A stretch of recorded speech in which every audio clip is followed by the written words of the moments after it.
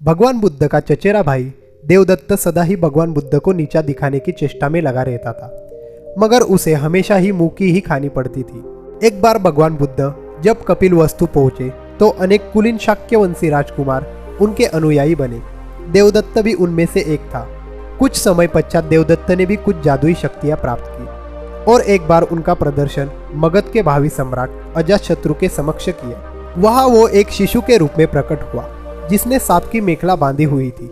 तभी से अजातशत्रु उसे परम आदर की दृष्टि से देखा करता था।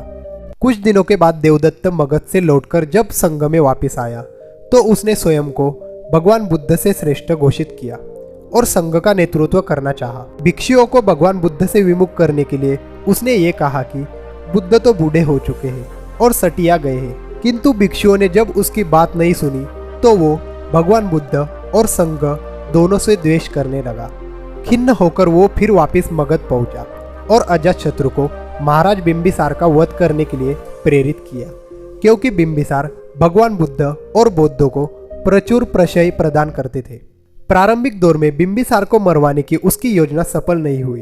अंततः उसने 16 धनुर्धारियों को भगवान बुद्ध को मारने के लिए भेजा, किंतु भगवान बुद्ध के व्यक्तित्व से प्रभावित होकर वो सारे उनके ही अनुयायी बन गए। क्रोध में देवदत्त ने तब भगवान बुद्ध पर ग्रीक कुट पर्वत की चोटी से एक चट्टान को लुढ़काया, जिसे पहाड़ से ही उत्पन्न हुए 2 बड़े पत्थरों ने रास्ते में ही रोक दिया। देवदत्त के क्रोध की सीमा न रही। उसने एक दिन मगध राज के अस्तबल में जाकर एक विशाल हाथी नालगिरी को ताड़ी पिलाकर भगवान बुद्ध के आगमन के मार्ग में भेज दिया। नालगिरी के आगमन से सड़कों पर खलबली मच गई और लोग जहां तहां भाग खड़े हुए।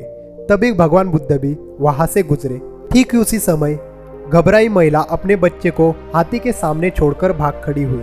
जैसे ही नालगिरी ने बच्चे को कुचलने के लिए अपने पैर बढ़ाए, भगवान बुद्ध उसके ठीक सामने जा खड़े हुए। उन्होंने हाथी के सिर को थपथपाया।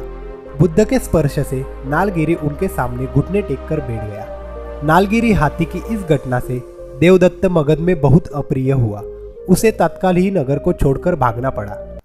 अगर वीडियो अच्छी लगी हो तो प्लीज़ हमारे चैनल को लाइक और सब्सक्राइब ज़रूर करना। धन्यवाद।